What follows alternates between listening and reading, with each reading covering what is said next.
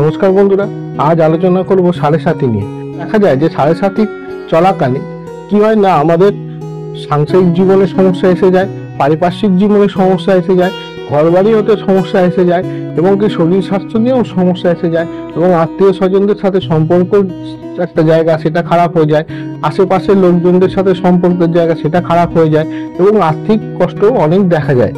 আবার এরকমও দেখা গেছে যে যারা আশেপাশের লোক বা নিজের আত্মীয় স্বজন যাদের সাথে আমার খুব ভালো সম্পর্ক ছিল, একটা সময় তারা হয়তো খুব ভালোবাসতো, কিন্তু সাড়ে সাথে চলাকালীন দেখা গেছে তাদের সাথে সম্পর্ক খারাপ হয়ে যাচ্ছে, ঠিক সেইভাবে আমাদের কেউ গুরুত্ব দিচ্ছে না, বা পাশ কাটিয়ে চলে যাচ্ছে, লোক দেখলেও কথা বলছে না, এরকম অনেক রকম সমস্যা কিন্তু এসে যায়।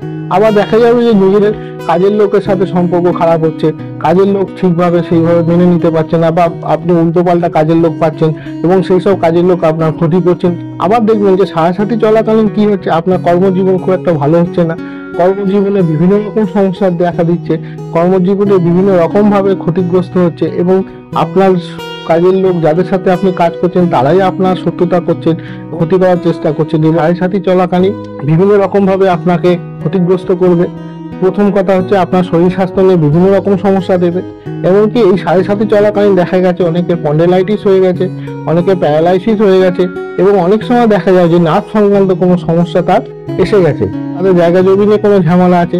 সেই ঝামেলার যদি আপনি এই সময় বিক্রি করে বেরিয়ে আসতে পারেন তাহলে অনেক ভালো হলো, যদি না পারেন তাহলে কিন্তু আরো অনেক রকম সমস্যা বাড়বে, বিভিন্ন রকম ঝামেলা আপনার মধ্যে আসবে, এবং কি আপনাকে শান্তিতে বা সুস্থভাবে থাকতে দেবে না, বিভিন্ন রকম ভাবে আপনাকে ক্ষতিগ্রস্ত করবে। অবশ্যই সাড়ে সাথে চলাকালীন প্রতিদিন সকালে উঠে পুজো পাঠ করবেন, প্রতি শনিবার করে আপনি ঘরের ভেতরে ভালো করে ধুনো দেবেন এবং ভালো করে ঘর পরিষ্কার করে রাখবেন।